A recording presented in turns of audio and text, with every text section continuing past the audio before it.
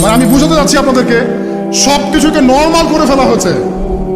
কয়দিন পর দেখবেন ছেলে ছেলে নর্মালি বিয়ে করে ফেলবে। দেখেন এখন একটু চক্ষু লজ্জায় কাজ করে যে আমি সমকামী, মানুষ কি মনে করবে। আস্তে আস্তে দেখবেন এমন সময় আসবে ও মনে করবে যে নর্মাল। সবকিছুকে এই মিডিয়ার মধ্যে দিয়ে নর্মাল করা হচ্ছে। এসব মিডিয়াগুলো ইউজ করা থেকেও দূরে থাকা উচিত। আল্লাহ পাক আমাদেরকে হেফাজত করুন, আমিন।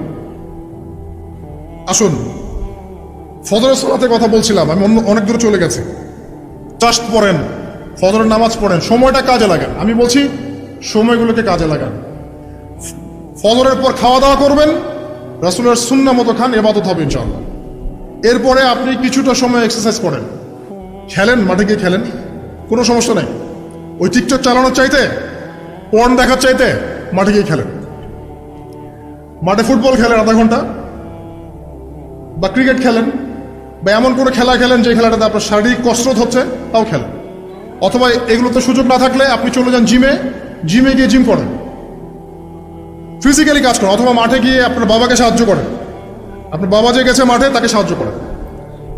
আল্লাহ পাক আমাদেরকে তৌফিক এনায়েত করুন, আমিন। ফিজিক্যালি ফিট থাকার চেষ্টা করা হোক।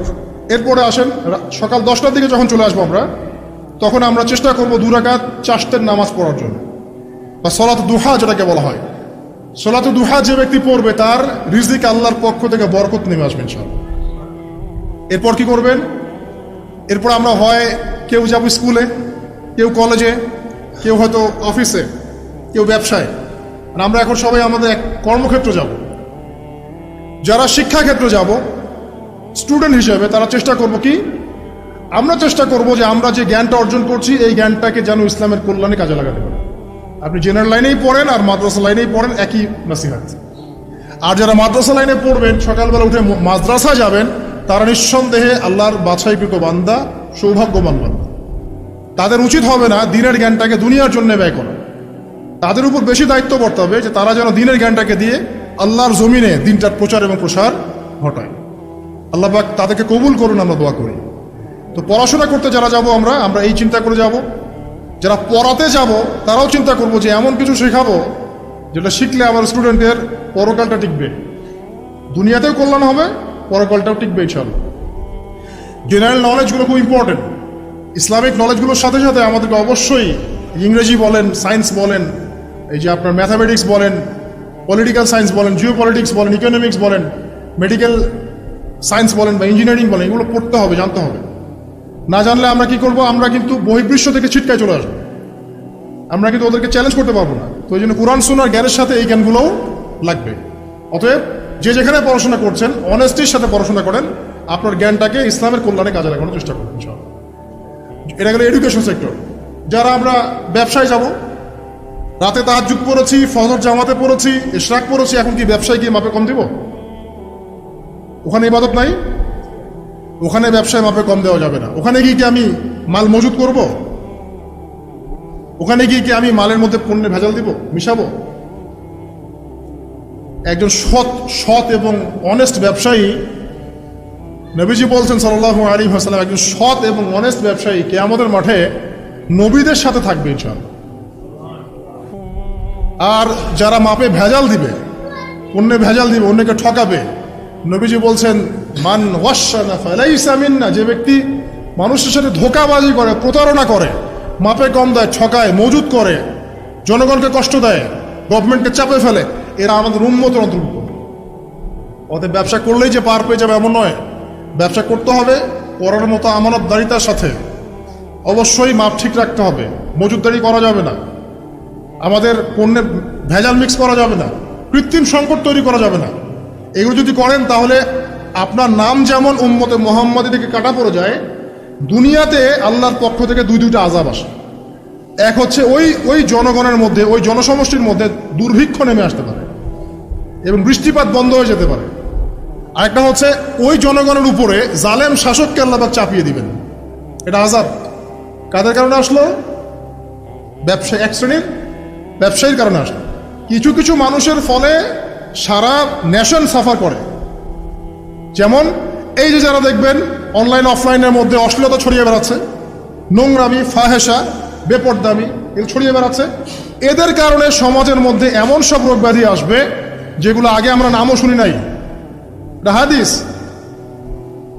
যারা মুসলিম সমাজের মধ্যে মানে বাদ্যযন্ত্রকে হালাল মনে করে নিবে, মদকে হালাল মনে করে নিবে, জেনাকে হালাল মনে করে নিবে, এইসব মানুষদের কারণে ভূমি ধসের আযাব আসবে এবং আকৃতি পরিবর্তনের আযাব আসবে। শেষ জামানার হাদিসগুলো পড়ে দেখেন। তো এখানে পাপ করছে এক শ্রেণীর মানুষ, ফলাফল ভোগ করছে সবাই।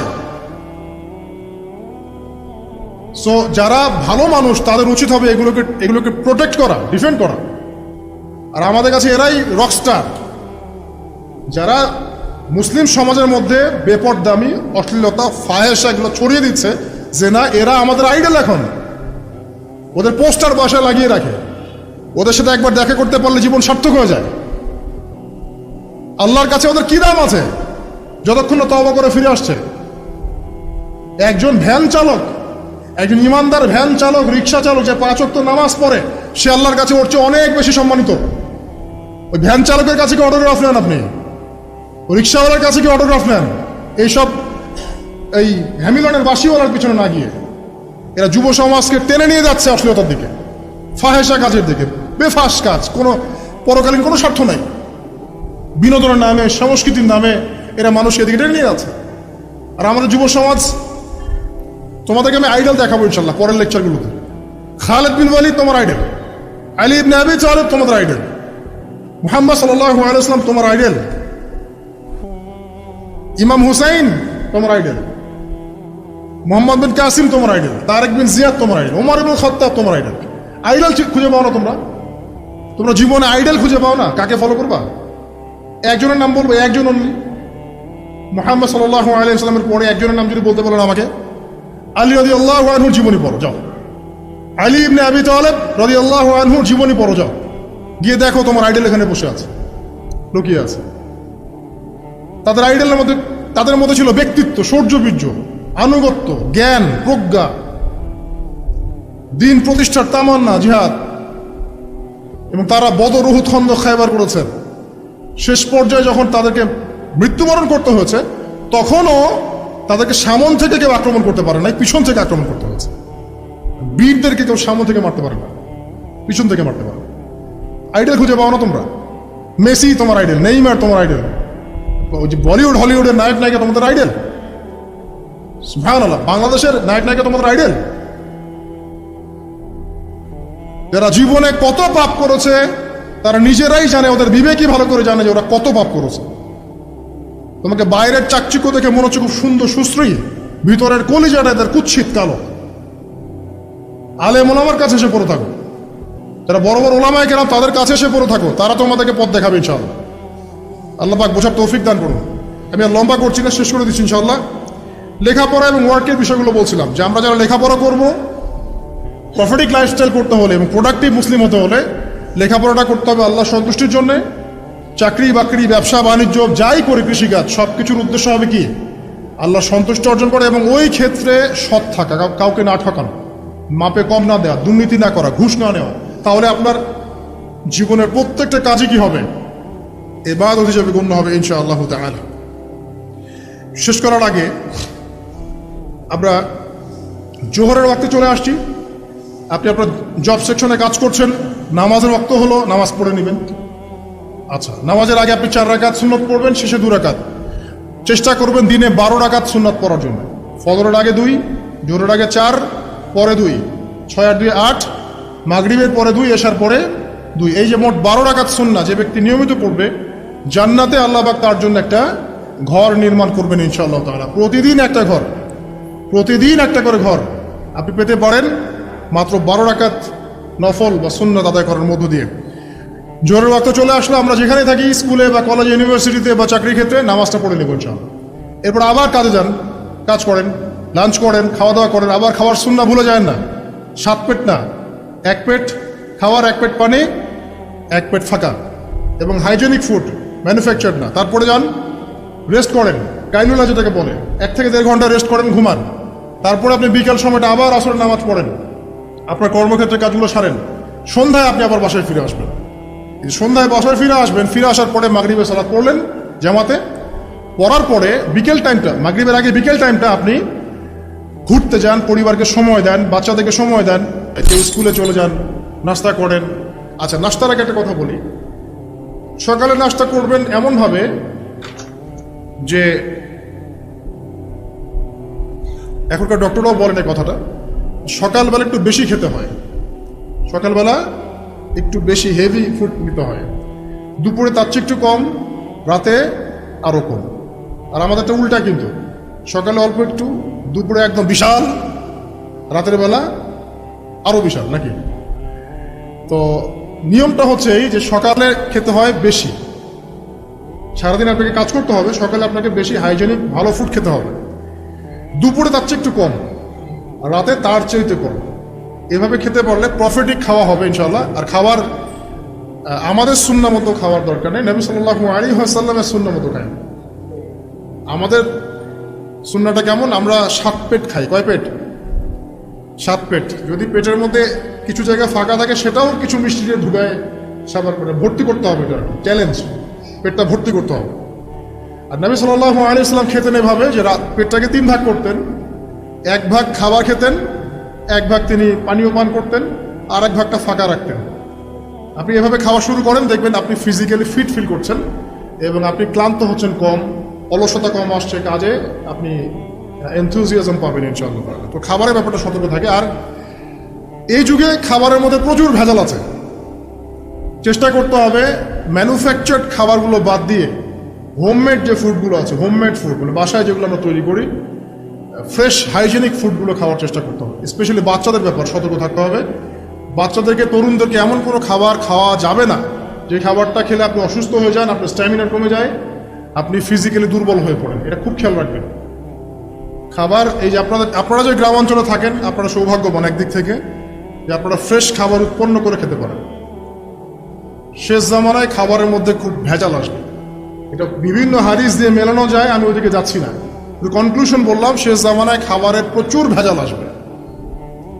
তো এই ভেজালগুলো থেকে দূরে থাকতে হলে আমাদেরকে হাইজেনিক ফুডের দিকে ফোকাস করতে হবে এবং প্রোডাক্ট খাবার উৎপন্ন করে খেতে পারলে খুব বেশি ভালো হয়। না পারলে রুট লেভেল থেকে খাবার নিয়ে আসতে হবে।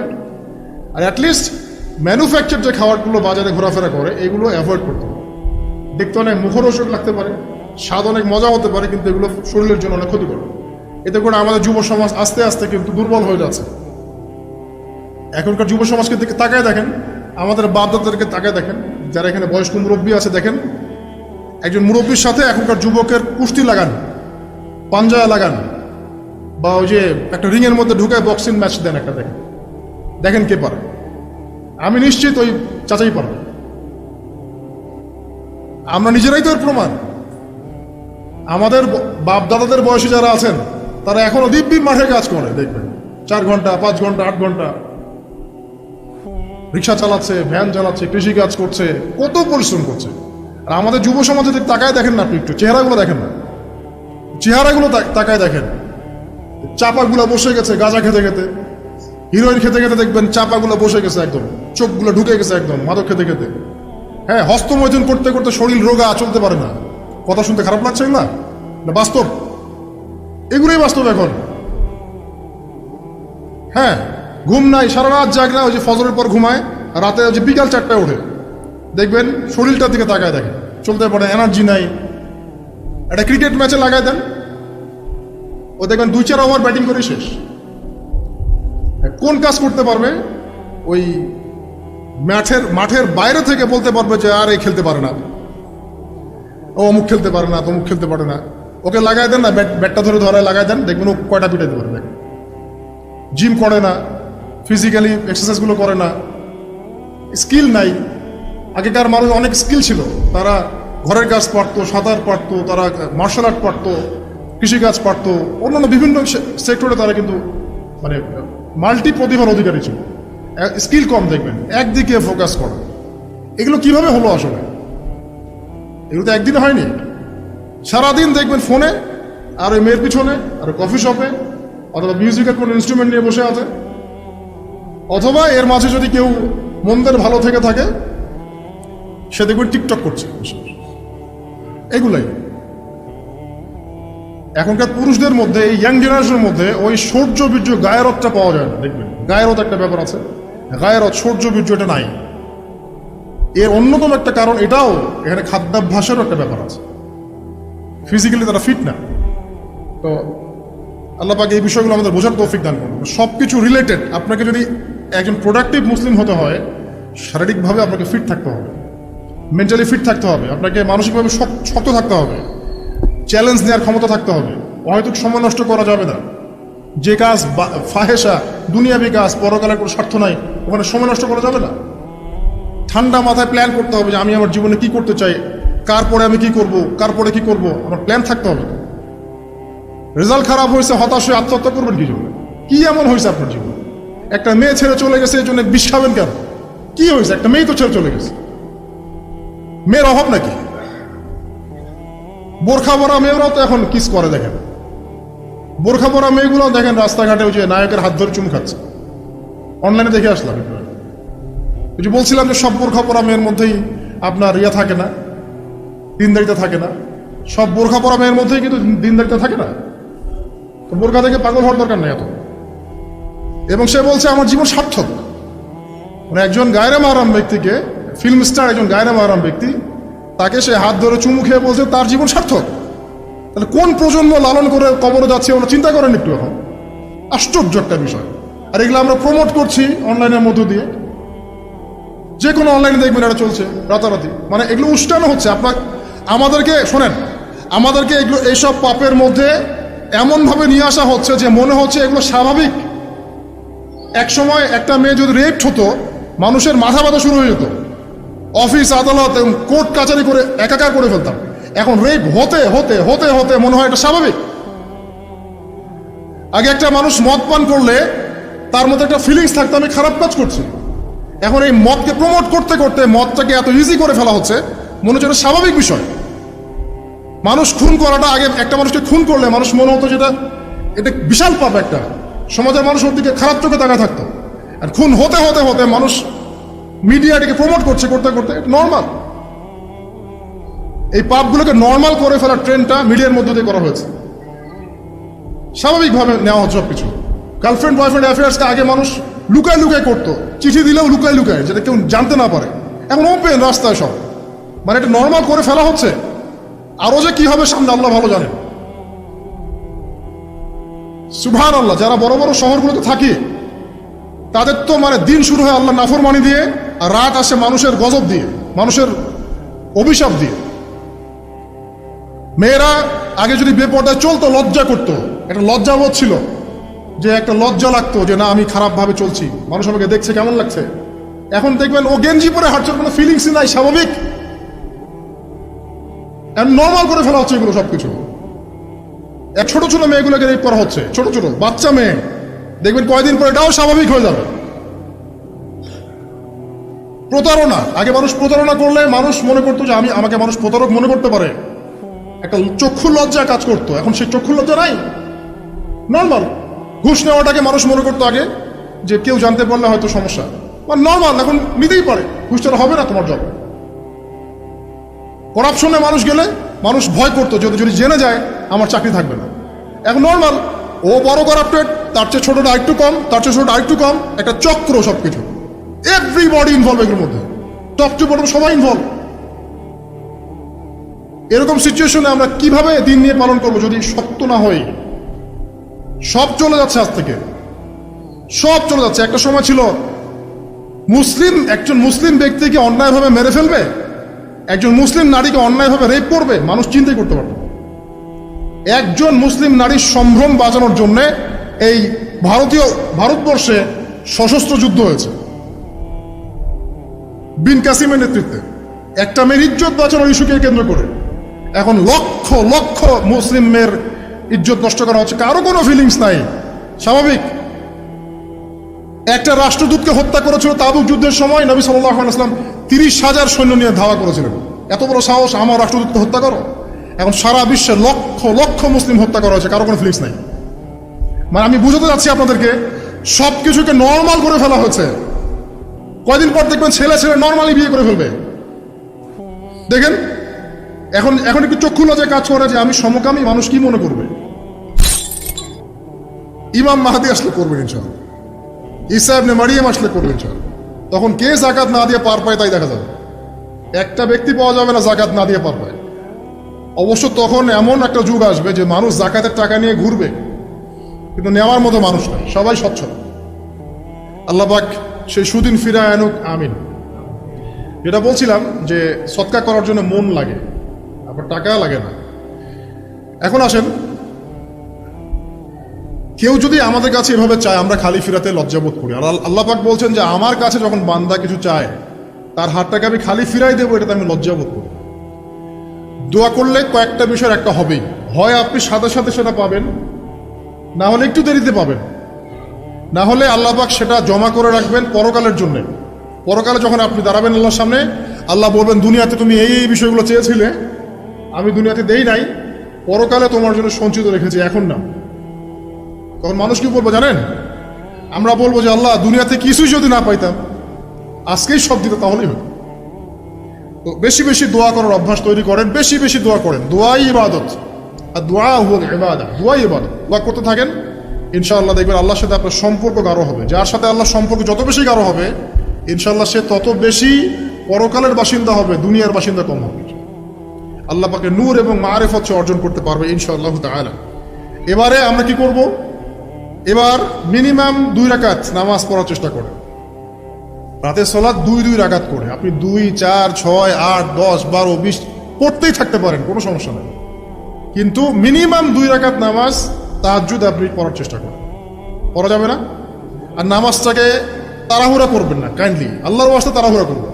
রিল্যাক্সে কেরাত পড়েন, রুকুতে সময় দেন, সেজদায় সময় দেন, 2 সেজদার মাঝখানে সময় দেন, শেষ বৈঠকে দোয়াগুলো করেন, তারপর ধীর স্থিরভাবে সালাম ফিরান, হাত তুলে দোয়া করেন, সময় দেন। কারণ আমি কি বলছি, সূরা জারিয়াতের 56 নম্বর আয়াতে আল্লাহ পাক বলেছেন দুনিয়াতে পাঠিয়েছি শুধু আল্লাহর ইবাদত করার জন্য। তো যে কারণে এসেছি, এটাতে এত তাড়া কিসের? অনেক মসজিদে নামাজ পড়লে মনে হয় ইমাম সাহেবকে বলি যে আপনার কি পেশাব পায়খানার চাপ নিয়ে নামাজ পড়ান? এমন অনেক মসজিদে নামাজ পড়েছি, মনে হয় ইমাম সাহেবকে ডেকে একটু কানে কানে বলি যে ভাই আপনার কি পেশাব পায়খানার চাপ আছে? মানে 4 রাকাত নামাজ 3 মিনিটের শেষ, 4 রাকাত নামাজ 4 মিনিটের শেষ, এত তাড়াহুড়ার কি আছে? হ্যাঁ, জামাতে নামাজ সংক্ষিপ্ত করতো, তাই বলে কি এত সংক্ষিপ্ত নাকি? রুকু করার টাইম পাওয়া যায় না, সেজদা করার টাইম পাওয়া যায় না?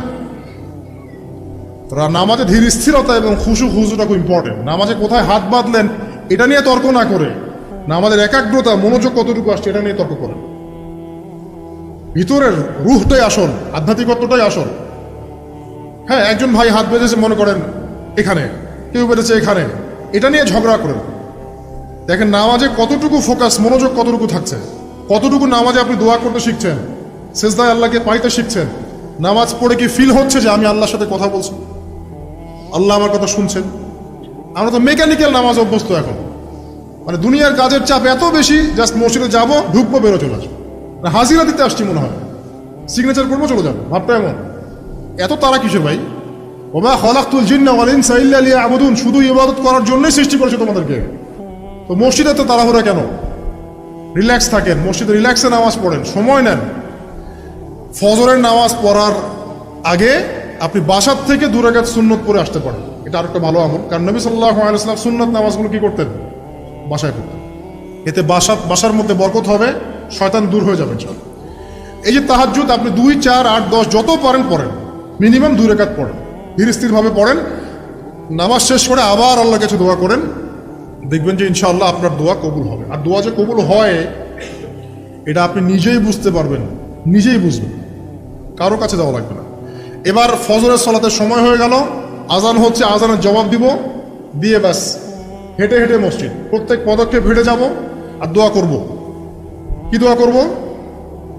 যে আল্লাহ আমাকে নূর দান করুন। কি দান করুন? আল্লাহুম্মা ইজআল ফি কলবি নূরা ওয়া ফি লিসানি নূরা ওয়া ফি সামঈ নূরা ওয়া ফি বাসরি নূরা ওয়া আন ইয়ামিনি নূরান ওয়া আন শিমালি নূরান ওয়া মিন ফাওকি নূরা ওয়া মিন তাহতি নূরা আল্লাহুম্মা ইজআল ফি নাফসি নূরা। মানে এর অর্থ হচ্ছে আল্লাহ আপনি আমার ডানে বামে সামনে পিছনে শরীরে আত্মায় দেহে সবখানে আল্লাহ আপনার নূর দান করুন। নূর কেন? কারণ দুনিয়ার মধ্যে অনেক অন্ধকার, অন্ধকার না? সব জাহিলিয়াতের অন্ধকার। এখানে পথ চলতে হলে নূর লাগবে, আলো লাগবে। এটা কে দিবে? আল্লাহ দিবে। কবর বড় অন্ধকার, ওখানে থাকতে হলে ভালোভাবে কি লাগবে? আলো লাগবে। হাসরের মাঠ অন্ধকার, ওখানে ভালোভাবে থাকতে হলে কি লাগবে? আলো লাগবে, এই জন্য নামাজে যাওয়ার সময় অন্ধকার সময় এই দোয়াগুলো করতে হয়। আর তার আগে একটা কথা বলতে ভুলে গেছি, বাসা থেকে যে বের হচ্ছেন তখন কি পড়বেন? কি পড়বেন? বিসমিল্লাহি তাওয়াক্কালতু আলাল্লাহ ওয়ালা হাওলা ওয়ালা কুওয়াতা ইল্লা বিল্লাহ। এটা পড়ে বের হলে শয়তান দূরে চলে যাবে, ফেরেশতা আপনার কাছে চলে আসবে। এবার নামাজে আসলাম, জামাতের সাথে নামাজ পড়বেন, ফজরের নামাজ, এবং ফজরের সালাতের কেরাতটা লম্বা করার চেষ্টা করবেন। এটা সুন্নাত, ফজরের সালাতের কেরাত লম্বা করা সুন্নাত। এবং নামাজ শেষ হওয়ার সাথে সাথেই উঠেও চলে যাবেন না, নামাজ শেষ এবার আপনি ওখানে বসে থাকবেন, বসে বসে জিকির আজগারগুলো করবেন। কি কি জিকির করবেন আমি কয়েকটা আপনাদেরকে শিখিয়ে দিচ্ছি, বাকিগুলো আপনারা কিতাব থেকে শিখে নেবেন। সালাম ফিরানো শেষ, প্রথমে একবার আল্লাহু আকবার, তারপরে 3 বার আস্তাগফিরুল্লাহ আস্তাগফিরুল্লাহ আস্তাগফিরুল্লাহ। এরপরে পড়বেন আল্লাহুম্মা আনতাস সালাম ওয়া মিনকাস সালাম তাবারাকতা ইয়া যাল জালালি ওয়াল ইকরাম পড়বেন। তারপরে আল্লাহুম্মা আইন্নি আলা যিকরিক ওয়া শুকরিকা ওয়া হুসনি ইবাদাতিক। এরপরে পড়তে পারেন আয়াতুল কুরসি, যেটা একটু আগে বলেছি, তাসবিহাত সুবহানাল্লাহ আলহামদুলিল্লাহ আল্লাহু আকবার 33 33 33, পরে কালিমা শাহাদা, অথবা 10 10 10 পড়ার দলিল আছে। এরপরে পড়বেন সুবহানাল্লাহি ওয়া বিহামদিহি আদাদা খালকিহি ওয়া রিদা নাফসিহি ওয়া জিনাতা আরশিহি ওয়া মিদাদা কালিমাতিহি 3 বার, এটা 3 বার। তারপর 3 কুল 3 বার করে, সূরা ইখলাস 3 বার, ফালাক 3 বার, নাস 3 বার, সূরা হাশরের শেষ 3 আয়াত একবার। এরপরে পড়বেন সাইয়্যিদুল ইস্তিগফার, মানে সমস্ত ইস্তিগফারের শ্রেষ্ঠ ইস্তিগফার। এটা কোনটা? আল্লাহুম্মা আনতা রাব্বি লা ইলাহা ইল্লা আনতা খালাকতানি আনা আবদুক ওয়া আনা আলা আহদিক ওয়া ওয়া'দিক মাসতাতা'তু আউযু বিকা মিন শাররি মা সানা'তু আবুউ লাকা বিনি'মাতিকা আলাইয়া ওয়া আবুউ বিযানবি ফাগফিরলি ফাইন্নাহু লা ইয়াগফিরু যুনুবা ইল্লা আনতা। এটা যে পড়বে সকালে পড়ে যদি রাতের মধ্যে মারা যায় জান্নাত ইনশাআল্লাহ, আবার সন্ধ্যায় পড়ে যদি সকালের আগে মারা যায় জান্নাত ইনশাআল্লাহ। এত বড় অস্ত্র, এত বড় একটা সুযোগ। এরপরে পড়বেন আমার পছন্দের কয়েকটা, আউযু বিকালিমাতিল্লাহি তাম্মাতি মিন শাররি মা খালাক 3 বার। এটা যদি আপনি পড়েন আপনি দৃশ্য অদৃশ্যের ক্ষতি থেকে বেঁচে থাকবেন ইনশাআল্লাহ। দুষ্ট জিন শয়তান আপনার কোনো ক্ষতি করতে পারবে না ইনশাআল্লাহ। আরেকটা খুবই শক্তিশালী দোয়া আছে, সেটা হলো বিসমিল্লাহিল্লাযী লা ইয়াদুররু মা ইসমিহি শাইউন ফিল আরদ ওয়ালা ফিস সামা ওয়া হুয়াস সামিউল আলিম 3 বার করে। এইটা যে পড়বে, এই যে জিন বলেন, ভূত বলেন, যে পেতনি বলেন, যেগুলো আমরা ভয় পাই, ঠিক আছে, চোখ লাগা বলেন, বদনজর বলেন, যা যা আছে, হিংসুকের হিংসা, কোনো কিছুই আপনার কোনো ক্ষতি করবে না এবং ইনশাআল্লাহ আপনি হঠাৎ মৃত্যুবরণ থেকে বেঁচে থাকবেন ইনশাআল্লাহ। হঠাৎ মৃত্যুবরণ, এটা কিন্তু সবার জন্য নিয়ামত না, এটা সবার জন্য নিয়ামত না।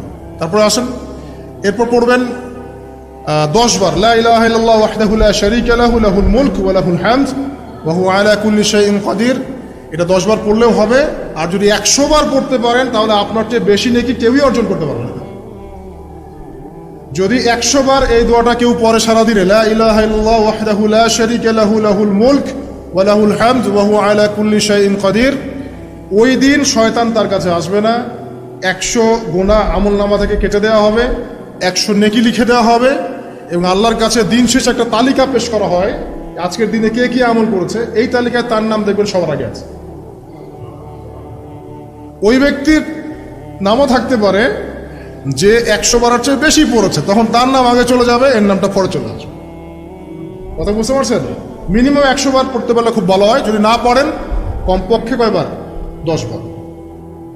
আসেন, এরপরে পড়বেন 10 বার দরুদ শরীফ, আল্লাহুম্মা সাল্লি আলা মুহাম্মদ ওয়া আলা আলি মুহাম্মদ, যেটা আছে দরুদ ইব্রাহিম, এটা পড়তে পারেন, অথবা ছোট করে পড়তে পারেন আল্লাহুম্মা সাল্লি ওয়া সাল্লিম আলা নবীনা মুহাম্মদ, এটা পড়লেও হবে, অথবা আল্লাহুম্মা সাল্লি আলা মুহাম্মদ ওয়া সাল্লিম, এতটুকু পড়লেও ইনশাআল্লাহ হক আদায় হয়ে যাবে। 10 বার যে ব্যক্তি দরুদ পড়ে সকালে সন্ধ্যায়, নবী সাল্লাল্লাহু আলাইহি ওয়াসাল্লাম তার জন্য পরকালে সুপারিশ করবেন ইনশাআল্লাহ। যদি আমরা নবীজির সুপারিশ পেতে চাই, দরুদের কোনো বিকল্প নাই, বেশি বেশি দরুদ পড়তে থাকেন, তার সুন্নাহ অনুসরণ করেন, বেশি বেশি দরুদ পড়তে থাকেন, মিনিমাম সকালে 10 বার, সন্ধ্যায় 10 বার, ইনশাআল্লাহ আল্লাহ নবী সুপারিশ করবেন ইনশাআল্লাহ তাআলা। 1.5 ঘন্টার গুণিতক দিয়ে আপনি অ্যালার্ম সেট করবেন, দেখবেন উঠতে পারবেন খুবই ইজিলি। এতে 1.5 ঘন্টায় আপনার ঘুমের সার্কেলটা পূর্ণ হয়। একটা ঘুমের সার্কেল পূর্ণ হতে আমাদের মাথায় তো রেস্টের দরকার আছে, এটা পূর্ণ হতে 1.5 ঘন্টার মতো সময় লেগে যায়। তো এটা একটা ট্রিক বললাম আপনাদেরকে, আপনি করতে পারেন, উপকৃত হবেন ইনশাআল্লাহ। তো ফজরের নামাজের মিনিমাম আধা ঘন্টা আগে আমাদেরকে ওঠার অভ্যাস করতে হবে। এই যে ঘুমটা ভাঙলো, ভাঙার সাথে সাথে কি করব? ভাঙার সাথে সাথে আল্লাহ শুকরিয়া, আলহামদুলিল্লাহিল্লাযী আহইয়ানা বা'দা মা আমাতানা ওয়া ইলাইহিন নুশুর। ব্যাস, এই যে ইবাদত হয়ে গেল। এবার আপনি আরেকটা দোয়া পড়বেন, শিখে নেন। আপনি পড়বেন লা ইলাহা ইল্লাল্লাহ ওয়াহদাহু লা শারীকা লাহু লাহুল মুলকু ওয়া লাহুল হামদ ওয়া হুয়া আলা কুল্লি শাইইন কাদির সুবহানাল্লাহ আলহামদুলিল্লাহ ওয়া লা ইলাহা ইল্লাল্লাহ ওয়াল্লাহু আকবার লা হাওলা ওয়া লা কুওয়াতা ইল্লা বিল্লাহ আল্লাহুম্মা ইগফিরলি। এটা পড়ার পরে হাত তুলে দোয়া করেন, যা দোয়া করবেন তাই পাবেন ইনশাআল্লাহ। জানতেন? জানতেন না? তো এই দোয়াটা হচ্ছে দোয়া কবুলের অস্ত্র। ঘুম থেকে ওঠার পর যদি এই দোয়াটা করে দোয়া করেন, ইনশাআল্লাহ দোয়া কবুল হয়ে যাবে ইনশাআল্লাহ। আমাদের জীবনে চাওয়া পাওয়া কি অভাব আছে? প্রচুর চাওয়া পাওয়া। বৈধ চাওয়া পাওয়াগুলোকে পাওয়ার জন্য আল্লাহর সাথে সম্পর্ক করতে হয়। আর আল্লাহ পাকের সাথে সম্পর্কে কিছু ওসিলা মাধ্যম লাগে। এই দোয়াগুলো হলো মাধ্যম, আমলগুলো হচ্ছে মাধ্যম।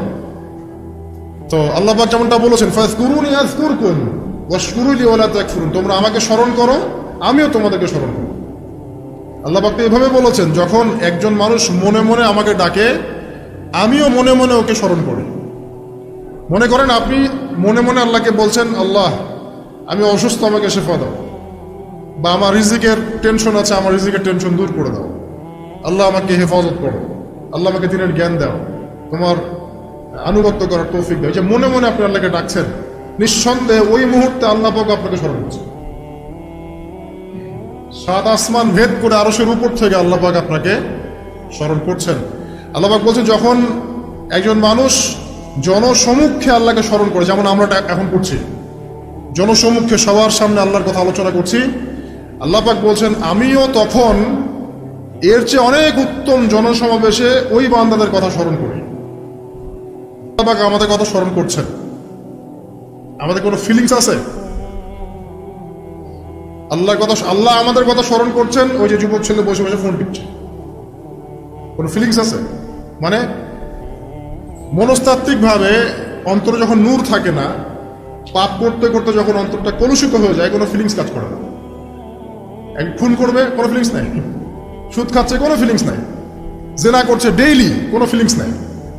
দেখবেন ঘুষ নিচ্ছে, দুর্নীতি করছে, মানুষের সম্পদ আত্মসাৎ করছে, যাররা পরিমাণ ফিলিংসও নাই যে আমি একটা পাপ করছি।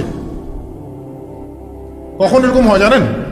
যখন এক কথায় যখন মানুষ পাপ করতে করতে করতে করতে, এই যে কলব বলে একটা কথা আছে, এই কলবের উপরে কালো কুৎসিত একটা মরিচা পড়ে যায়, তখন আর ফিলিংস কাজ করে না।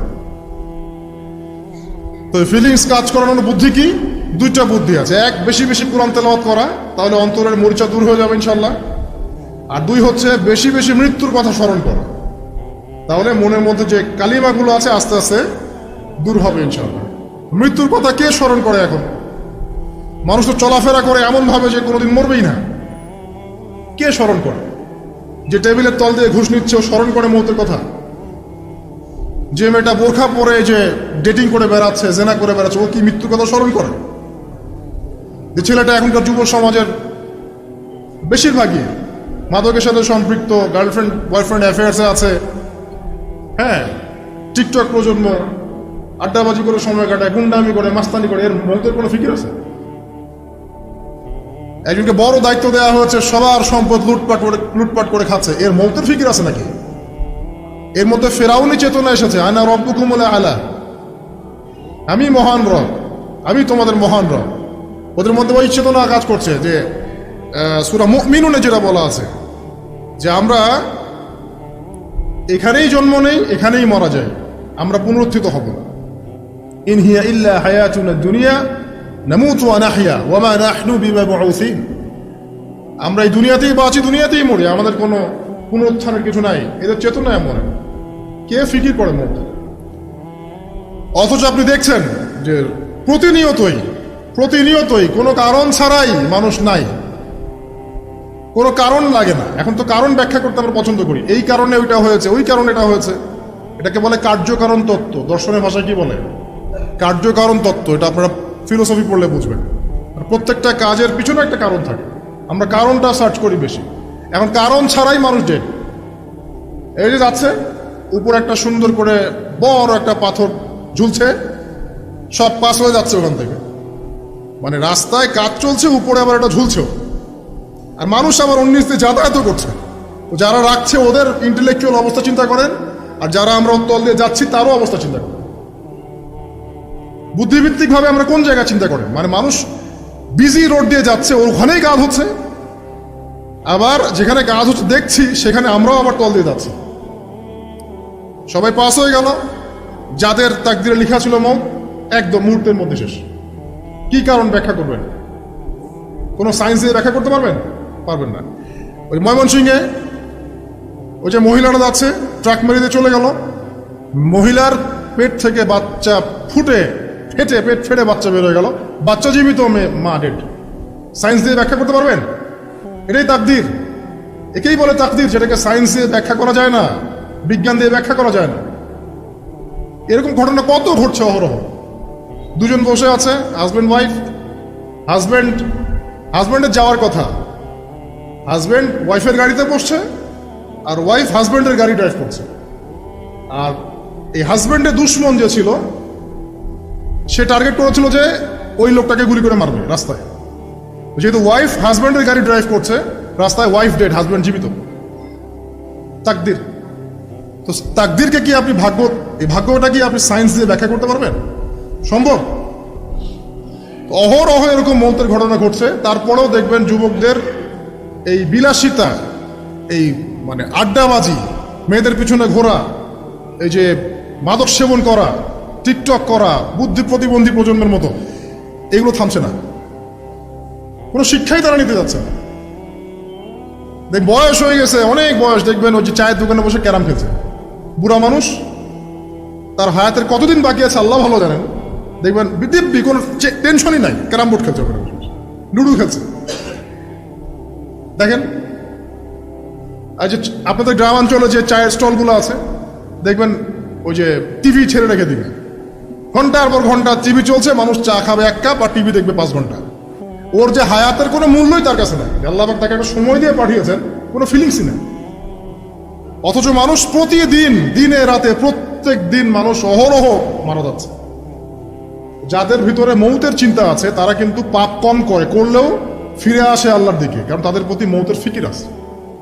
আর যাদের মৃত্যুর কোনো চিন্তা নাই, তারা এই রাজনীতি বলেন, অর্থনীতি বলেন, সমাজনীতি বলেন, আর এই পরিবার আর ধর্ম বলেন, সমস্ত ক্ষেত্রে পাপ করে বেড়াবে, কোনো ফিকির নেই।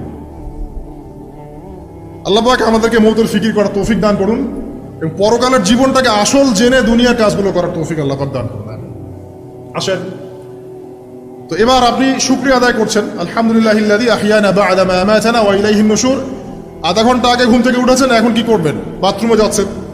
এই বাথরুম করাটাকে দুনিয়াবি কাজ না, এই কাজটা ইবাদত হবে যদি আমি ঢোকার সময় বাম পা দিয়ে ঢুকি আর বলি, কি বলি? আল্লাহুম্মা ইন্নী আউযু বিকা মিনাল খুবসি ওয়াল খাবাইস। এখন বাথরুম করতে আপনার 10 মিনিট লাগুক, আর 15 মিনিট লাগুক, আর 5 মিনিট লাগুক, এই পুরো সময়টা নেকি পাবে না। সুবহানাল্লাহ। আর কি চাই?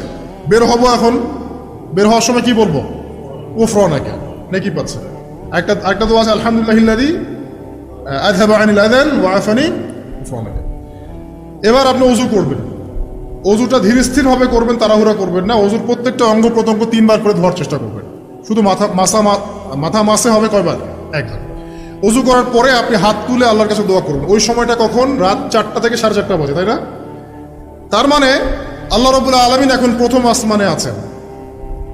কিভাবে আল্লাহ পাক আছেন সেটা আল্লাহর উপর ছেড়ে দেন, আমাদের এটা নিয়ে ব্যাখ্যা করার দরকার নাই, চিন্তাও করার দরকার নেই। আল্লাহ পাক বলেছেন আমি নেমে আসি, বাস নেমে আসি। এত বেশি বুদ্ধিজীবী হওয়ার দরকার নেই। খুব বেশি বুদ্ধিজীবী হয়ে গেলে আবার মানুষ খেয়ে হারিয়ে ফেলে, অত দরকার নাই। শুনেছি, মেনেছি, ব্যাস যথেষ্ট।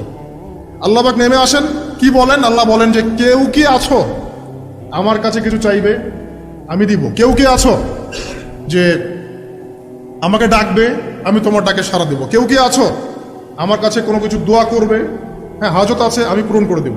এভাবে আল্লাহ পাক ফজর পর্যন্ত বলতেই থাকেন। ঘুমানোর আগে যে ব্যক্তি আয়াতুল কুরসি পড়বে, আল্লাহর পক্ষ থেকে একজন ফেরেশতা তার কাছে থাকবে সারা রাত। এই ফেরেশতা ওই ব্যক্তিকে পাহারা দিবে ইনশাআল্লাহ। কোনো বিপদ আপদ তাকে স্পর্শ করবে না ইনশাআল্লাহ। রাতের বেলা অনেক বিপদ হতে পারে, চুরি হতে পারে, ডাকাতি হতে পারে, তারপরে আপনার দুষ্ট জিন শয়তান উৎপাত করতে পারে। এছাড়া আপনার জাদুবিদ্যার কাজ হয় রাত্রেবেলা, মানুষ এগুলো করতে পারে, কুফরি কালাম করতে পারে। ক্ষতিকর প্রাণী আপনাকে কামড় দিতে পারে, অনেক কিছু হতে পারে। আপনি তো ঘুমের মধ্যে আছেন, আপনি জানেন না কি হচ্ছে। অতএব আয়াতুল কুরসি পড়বেন, ইনশাআল্লাহ আল্লাহ পাক আপনাকে হেফাজত করবে ইনশাআল্লাহ। আর সূরা বাকারার শেষের 3টা আয়াত কেন পড়বেন? কারণ নবী সাল্লাল্লাহু আলাইহি ওয়াসাল্লাম বলেছেন, রাতের বেলা সূরা বাকারার 3টা আয়াত যে ব্যক্তি পড়বে, সারা রাত যদি আপনি নফল নামাজ পড়তেন যে নেকি হতো, এই 3 আয়াত পড়ার মাধ্যমে সেই নেকি হয়ে যাবে ইনশাআল্লাহ। ঠিক আছে? সারা রাত ধরে নফল নামাজ পড়া কি কষ্টকর না? এটা সবচেয়ে সহজ হচ্ছে আপনার সূরা বাকারার শেষের 3টা আয়াত পড়বেন, ঘুমিয়ে যাবেন ইনশাআল্লাহ। সারা রাতের নেকি আপনার আমলনামায় লেখা হবে। এগুলো শুধু বললেই হবে না আর শুনলেই হবে না, আমল করতে হবে কবে থেকে? ইনশাআল্লাহ আজকে থেকে। আল্লাহ পাক সবাইকে আমল করার তৌফিক দান করুন, আমিন। এরপর কি করবেন? এরপর 3 কুল পড়বেন। কয় কুল? 3 কুল। কোনটাকে 3 কুল বলে? বিসমিল্লাহির রহমানির রহিম, কুল হুয়াল্লাহু আহাদ এটা একটা, কুল আউযু বিরাব্বিল ফালাক এটা একটা, কুল আউযু বিরাব্বিন নাস এটা একটা। এই 3টা সূরা কার মুখস্থ নাই? এমন কেউ কি আছে যে এই 3টা সূরা মুখস্থ নাই? আছে? যদি থাকে তার গলায় দড়ি দেওয়া উচিত। যদি এমন কেউ থেকে থাকে মুসলিম সমাজে যার এই 3 কুল মুখস্থ নাই, তার গলায় দড়ি দেওয়া উচিত। লজ্জায় আত্মহত্যা করতে উৎসাহিত করছি না। ওই যে পরীক্ষার রেজাল্ট খারাপ হলে আত্মহত্যা করে না, দেখেন না? তারও আগে তো তোমার লটকানো উচিত ছিল এই জন্য যে তুমি 3 কুলই পড়তে পারো না। মুসলিম সমাজে বড় হয়ে মুসলিম পরিবারে জন্মগ্রহণ করে 3 কুল যে পড়তে পারে না, তার কি দরকার আছে বেঁচে থাকার? কোন মুখ নিয়ে আল্লাহর সামনে দাঁড়াবেন? কোন মুখ নিয়ে নবী সাল্লাল্লাহু আলাইহি ওয়াসাল্লামের সামনে যাবে?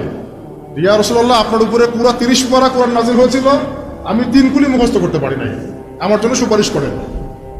এই কথা কোন মুখ নিয়ে বলতে যাবে? তবে কোরআন একটা কিতাব, আলহামদুলিল্লাহ। একজন হিরোইন খোরও দেখবেন সূরা ফাতিহা পড়তে পারে, তাই না? একজন হিরোইন খোরকেও দেখবেন সূরা ফাতিহা বলতে পারে। কোরআনের মুজিজা। সবার মনের মধ্যে আল্লাহ পাক কোরআন ঢুকিয়ে দিবেন। তবে চেষ্টা থাকতে হবে না? চেষ্টা করতে হবে। বাচ্চাদেরকে শেখান, বাচ্চাদেরকে লাড়া লাপ্পা শিখিয়ে বাচ্চাদেরকে ভালো কিছু শেখান। নাহলে এইসব সন্তানরা, এইসব যুবক যুবতীরা বড় হয়ে যে ফিল্ম স্টারদের পিছনে দৌড়াবে, পর্ন স্টারদের পিছনে দৌড়াবে। বিদেশ থেকে কোনো মেয়ে যদি বাংলাদেশে আসে নাচতে, এদেরকে দেখতে টিকিট কাটতে যাবে 12,000 15,000 টাকা দিয়ে। সুসন্তান মানুষ করে যান। কুলাঙ্গার প্রজন্ম জন্ম দিয়ে কি দরকার? এর চেয়ে বাচ্চা নেওয়ারই দরকার নাই। যদি বাচ্চা কাছে এভাবেই মানুষ করবেন তাহলে নেওয়ারই দরকার নাই ভাই। বন্ধা থাকেন, বিয়েই করার দরকার নেই আপনার। বাচ্চা তো মানুষ করতে পারছেন না। আল্লাহ পাক আমাদেরকে বোঝার তৌফিক দেন। 3 কুল পড়ে ঘুমাবেন। 3 কুলের মধ্যে একটা সূরা ইখলাস, একটা সূরা ফালাক, একটা সূরা নাস। কি হবে এটা পড়লে? নবী সাল্লাল্লাহু আলাইহি ওয়াসাল্লাম বলছেন, দৃশ্য বা অদৃশ্য, মানে যা দেখা যায় যা দেখা যায় না, এই দৃশ্য অদৃশ্যের জগতের কোনো ক্ষতি তাকে স্পর্শ করবে না। প্রোটেকশন, আল্লাহর পক্ষ থেকে প্রোটেকশন। আর এটা যখন রাতে পড়বেন তখন এভাবে পড়বেন। একবার সূরা ইখলাস, কুল হুয়াল্লাহু আহাদ, তারপর সূরা ফালাক, কুল আউযু বিরাব্বিল ফালাক, তারপর সূরা নাস, কুল আউযু বিরাব্বিন নাস করে 2 হাত একত্রিত করে ফু দিবেন। দিয়ে মাথা থেকে নিয়ে এভাবে, পুরো মাথা থেকে নিয়ে পুরো বডি এভাবে মাসাহ করবেন, এভাবে। ঠিক আছে? এটা 3 বার করবেন, একবার না। একবার করবেন, আরেকবার 3 বার। এরপরে পড়বেন সূরা কাফিরুন। কোন সূরা? কুল ইয়া আইয়ুহাল কাফিরুন লা আ'বুদু মা তা'বুদুন। এই সূরাটা পড়বেন লাকুম দীনুকুম ওয়ালিয়া দীন পর্যন্ত। কি হবে? আল্লাহর রাসূল সাল্লাল্লাহু আলাইহি ওয়াসাল্লাম বলছেন যে রাতের বেলা ঘুমানোর আগে কেউ যদি সূরা কাফিরুন তেলাওয়াত করে ঘুমিয়ে যায়, আল্লাহ পাক ওই ব্যক্তিকে শিরকের পাপ থেকে মুক্ত রাখবে ইনশাআল্লাহ। আমি অনেক লেকচারে বলেছি, আবার বলছি যে যত মানুষ জাহান্নামে যাবে, হাজারে যে 999 জন মানুষই জাহান্নামে যাবে, তাদের আমলনামার মূল পাপটা হচ্ছে শিরক। কথা বুঝতে পারছেন? এই যে হাজারে যে পুরো 99% মানুষ জাহান্নামে যাচ্ছে, এটা তো হাদিস। তার মধ্যে যারা জাহান্নামে যাবে তাদের আমলনামায় সবচেয়ে কমন যে পাপটা থাকবে সেটা হলো কি? শিরকের পাপ। কারণ শিরক ছাড়া আল্লাহ পাক যে কোনো পাপ তওবা করলেই যাকে ইচ্ছা মাফ করে দিতে পারেন। শিরকরত অবস্থায় কোনো মানুষ যদি মারা যায় তাহলে সে ব্যক্তি জাহান্নামে যাবে, এটাই চূড়ান্ত। ইল্লা মাশাআল্লাহ। তো সূরা কাফিরুন যদি আপনি তেলাওয়াত করেন, আল্লাহ পাক আপনাকে শিরক থেকে বাঁচাবেন। শিরক সম্পর্কে বিস্তারিত জানার জন্য আপনি পড়েন কিতাবুত তাওহীদ। কোন বই? কিতাবুত তাওহীদ, এই বইটাকে পড়েন, দেখবেন এখানে শিরকের সমস্ত বিষয়গুলো লেখা আছে। কোন কোন কাজ করলে শিরক হয়, কোন কোন কথা বললে শিরক হয়, কি চিন্তা করলে শিরক হয়। মনে রাখেন, এই যুগে সবচেয়ে বেশি যে পাপে মানুষ ডুবে আছে এটা হলো শিরকের পাপ। শুধু শিরিক নিয়ে আমি আলাদা লেকচার দিব ইনশাআল্লাহ, কারণ এখন শিরিকের আলোচনা শুরু করলে আর প্রোডাক্টিভ মুসলিম আলোচনা করতে পারবো না। এটা এত ডিটেলস একটা সাবজেক্ট। মনে রাখবেন, শিরিক চিন্তায় হয়, কথায় হয় এবং কাজে হয়। এই 3 শ্রেণীর শিরকের বিস্তারিত বিবরণ দেওয়া আছে কিতাবুত তাওহীদ নামের একটা বই, বাজারে কিনতে পাওয়া যায়, পড়ে দেখবেন।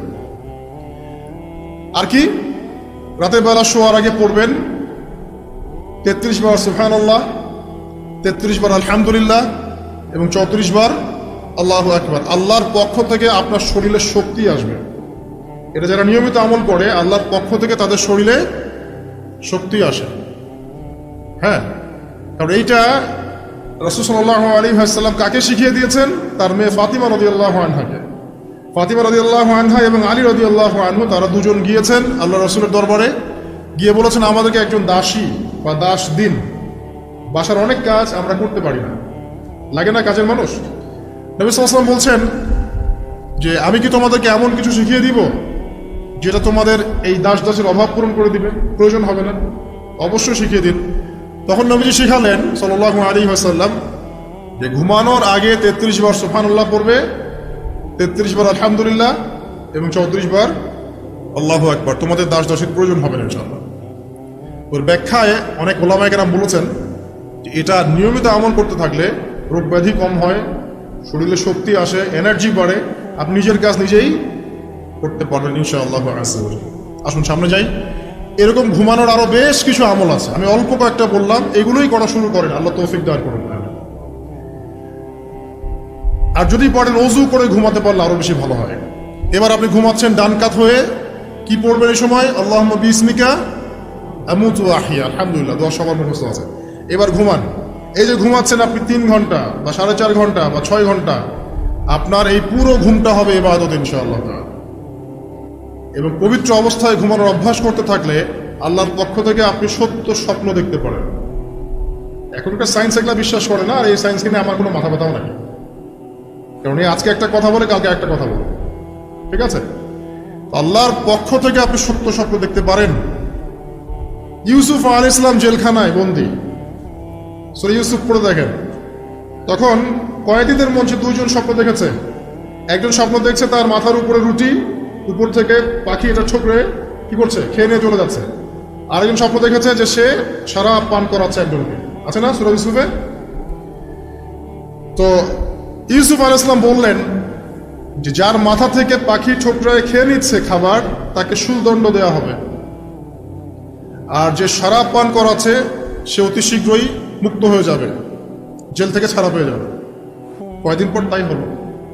এই যে স্বপ্ন যারা দেখেছে এরা কি মুসলিম? এই স্বপ্ন যারা দেখেছে এরা কিন্তু মুসলিম না।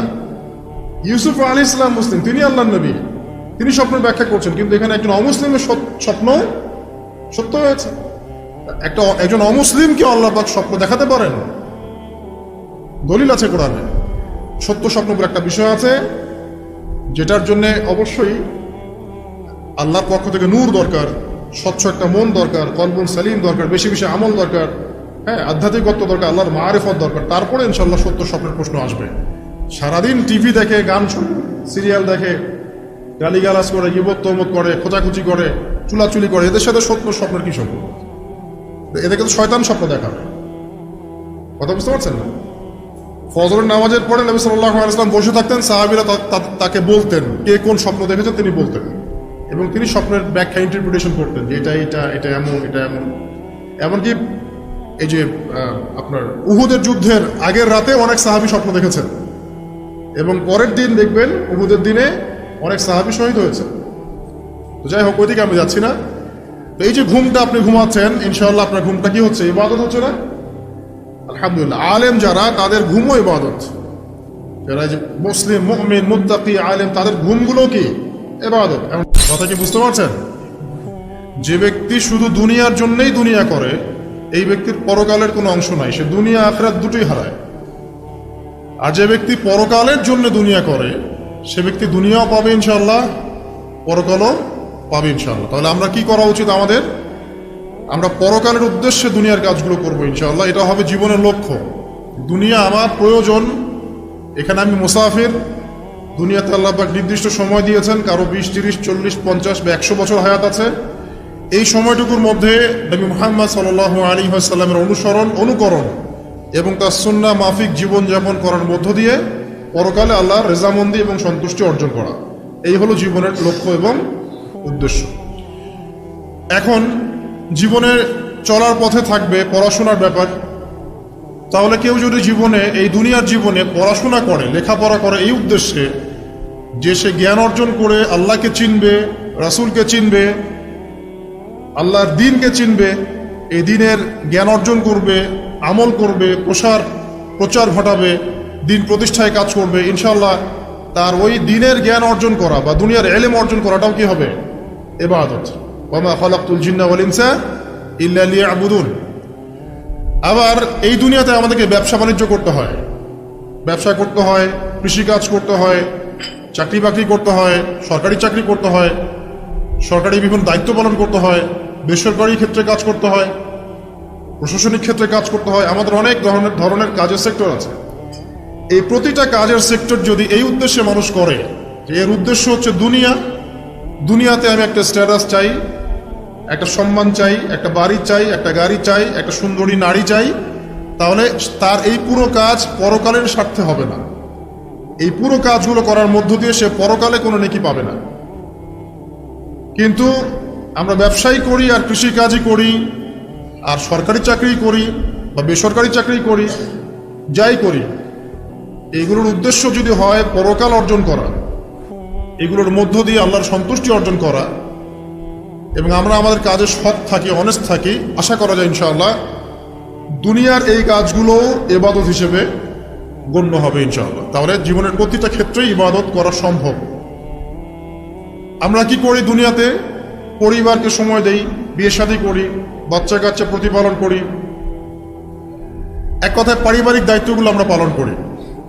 যদি পৃথিবীতে আমরা শুধু দুনিয়ার ভোগবিলাসের কারণে বিয়ে শাদী করি, বাচ্চা কাচ্চা নেই, দুনিয়ার জিনাত, অনলি দুনিয়ার জিনাত, এইসব কারণে যদি আমরা করি, তাহলে আপনার দুনিয়ার কাজগুলো দুনিয়া হিসেবেই গণ্য হবে, এটা পরকালের স্বার্থে গণ্য হবে না। আর পক্ষান্তরে যদি আপনি দুনিয়ার এই পারিবারিক জীবনটাও, আপনার পরিবার, আপনার ভরণ পোষণ, আপনার রিজিক, সন্তান সন্ততি প্রতিপালন করা, এই প্রত্যেকটা কাজের উদ্দেশ্য এমন করে ফিক্স করেন যে এগুলোর মধ্য দিয়ে আমি আল্লাহর সন্তুষ্টি চাচ্ছি, ইনশাআল্লাহ আপনার এই প্রত্যেকটা কাজই পরকালের নেকির মাধ্যম হিসেবে গণ্য হবে ইনশাআল্লাহ আযজা ওয়া জাল। তো অল্প কথা আমরা বুঝতে পারলাম যে আল্লাহ পাক এই পৃথিবীতে আমাদেরকে পাঠিয়েছেন শুধুমাত্র তার ইবাদত করার জন্য। আর দুনিয়ার প্রত্যেকটা কাজ তখনই ইবাদত হিসেবে গণ্য হবে যখন কাজগুলো নবী সাল্লাল্লাহু আলাইহি ওয়াসাল্লামের সুন্নাহ মাফিক হবে এবং আমাদের নিয়াত ঠিক থাকবে। নিয়াতটা হবে দুনিয়ার উদ্দেশ্যে নয়, আল্লাহর সন্তুষ্টি আর পরকালের স্বার্থে আমি দুনিয়ার কাজগুলো করছি। আর কথা কি বুঝতে পারছেন? এই উদ্দেশ্যে যদি আমরা দুনিয়ার কাজগুলো করি, ইনশাআল্লাহ প্রতিটা কাজই কি হবে? ইবাদত হিসেবে গণ্য হবে। এগুলো হচ্ছে তাত্ত্বিক কথা। এখন প্র্যাকটিক্যাল কথায় আসেন যে কিভাবে আমরা আমাদের জীবনটাকে আল্লাহ পাকের রেজামন্দিতে সন্তুষ্টির অর্জনের মাধ্যম হিসেবে ব্যয় করব, কিভাবে সম্ভব? আমরা তো তাত্ত্বিক অনেক কথাই বলছি যে করতে হবে, কিভাবে করব, প্র্যাকটিক্যালি কিভাবে করব, এই বিষয়টাই সবচেয়ে বেশি গুরুত্বপূর্ণ। আজকের খুতবা এর মূল আলোচ্য বিষয় এটাই। খুতবা চলাকালীন এদিক ওদিকে দেখার দরকার নাই, রেকর্ডিং হচ্ছে। আর আপনারা তো অজপাড়াগার মানুষ না যে কখনো ক্যামেরা দেখেন নাই, তাই না? আর বাচ্চা কাচ্চারা ওদের মতো থাকবে, ওদেরকে থাকতে দেন। যারা আমরা প্রাপ্তবয়স্ক আছি তারা আমরা খুতবায় মনোযোগ দেই এবং খুতবার মাঝখানে কোনো কথাবার্তা না বলি, মোবাইল ফোনে ব্যস্ত না থাকি। আর একটা বিষয় আমাদের জানা উচিত যে জুমার দিনে এই যে খুতবা চলছে, এই খুতবা চলাকালীন সময়ে আল্লাহ পাক দোয়া কবুল করেন। তাই মনের মধ্যে দোয়া করতে থাকবেন, মনে মনে দোয়া করতে থাকবেন। ইনশাআল্লাহ যদি আপনার রিজিক হালাল হয়, আকীদায় শিরক না থাকে, আমলে বেদাত না থাকে, ইনশাআল্লাহ আপনার দোয়া এখন কবুল হয়ে যাবে ইনশাআল্লাহ। অতএব সময়টাকে কাজে লাগান। তো প্র্যাকটিক্যালি কিভাবে কাজগুলো করবো, এটা হচ্ছে আমার খুতবার মূল জায়গা আজকের। এখনকার তরুণ প্রজন্ম হোক সে যুবক বা যুবতী, আমাদের পরবর্তী জেনারেশন এবং আমরা যারা এখন পরিবার গঠন করছি, তাদের প্রত্যেকের জন্যই এই অংশটুকু খুব গুরুত্বপূর্ণ, বিশেষ করে তরুণ প্রজন্মের জন্য। কারণ এই বিষয়গুলো বলা যতটা সহজ, করা এতটা সহজ নয়, তবে তরুণরা চাইলে সম্ভব ইনশাআল্লাহ তাআলা। আল্লাহ পাক তৌফিক দান করুন, আমিন। আসুন, আয়াতটা আগে মাথায় নেই। আল্লাহ পাক কি বলেছেন সূরা জারিয়াত 56 নম্বর আয়াতে, ওয়া মা খালাকতুল জিন্না ওয়াল ইনসা ইল্লা লিয়াবুদুন, আমি জিন এবং মানব জাতিকে শুধুমাত্র আমার ইবাদত করার জন্যই সৃষ্টি করেছি, ব্যাস। আপনাকে আমাকে কেন পাঠিয়েছেন আল্লাহ পাক দুনিয়ায়? শুধুমাত্র তার ইবাদত করার জন্য। আর দুনিয়ার প্রতিটা কাজই ইবাদত হিসেবে গণ্য হবে যদি আমি কাজগুলোকে কার পদ্ধতিতে করি? নবী মুহাম্মদ সাল্লাল্লাহু আলাইহি ওয়াসাল্লামের দেখানো সুন্নাত এবং পদ্ধতিতে করি। কিন্তু করব কিভাবে, এইটা হচ্ছে প্র্যাকটিক্যাল কথা। কিভাবে একজন প্রোডাক্টিভ মুসলিম হবে, এটা হচ্ছে কথা। শুরুটা করতে হবে এখান থেকে যে আজকে থেকে নিয়াত করতে হবে যে আগামী যতদিন আল্লাহ পাক বা যত বছর যত যুগ আমাকে পৃথিবীতে বাঁচিয়ে রাখবেন, তার প্রত্যেকটা দিন আমি এই সুন্নাহর উপর আমল করার চেষ্টা করবো ইনশাআল্লাহ। যদি পারি না পারি সেটা পরের ব্যাপার, আগে নিয়াত থাকবে আমি আমার জীবনের শেষ দিন পর্যন্ত এভাবেই এই পদ্ধতিতে আমল করে যাওয়ার চেষ্টা করব ইনশাআল্লাহ তাআলা। শুরুটা করতে হবে এখান থেকে যে আজকে এশার নামাজ যখন হয়ে যাবে, এশার নামাজ এখানে হয় হয়তোবা 9টায় বা 9:15, প্রত্যেকটা মসজিদে এভাবেই হচ্ছে। 9টায় হোক আর 9:15তেই হোক, আমরা এশার নামাজ জামাতে পড়ার চেষ্টা করবো ইনশাআল্লাহ তাআলা। জামাতে নামাজ পড়ার পরে বাসায় গিয়ে খাওয়া দাওয়া করেই ঘুমিয়ে পড়তে হবে। আজকে থেকে আমাদের ট্রেনিং শুরু, কিভাবে আমি আমার জীবনের পুরো বিষয়টাকে ইবাদত হিসেবে কাটাবো, এটা ট্রেনিং শুরু হবে এখান থেকে, এশার নামাজের পর থেকে। এই জায়গায় যদি আমরা ভুল করি বা এই বিষয়টা শক্ত করে আঁকড়ে ধরতে ব্যর্থ হই, তাহলে বাকি সব কাজগুলো ভেস্তে যাবে। এটা ভালো করে মাথায় নেন। প্রথম কাজ কি? এশার নামাজের পরে কি করবেন? ঘুমিয়ে যাবেন। এখন এশার নামাজের পরে যদি খাবার খান, তারপরে কিছুক্ষণ পড়াশোনা করে হাঁটাহাঁটি করে ঘুমাবেন, কারণ খাবার খাওয়ার সাথে সাথেই বিছানায় যাওয়া উচিত নয়।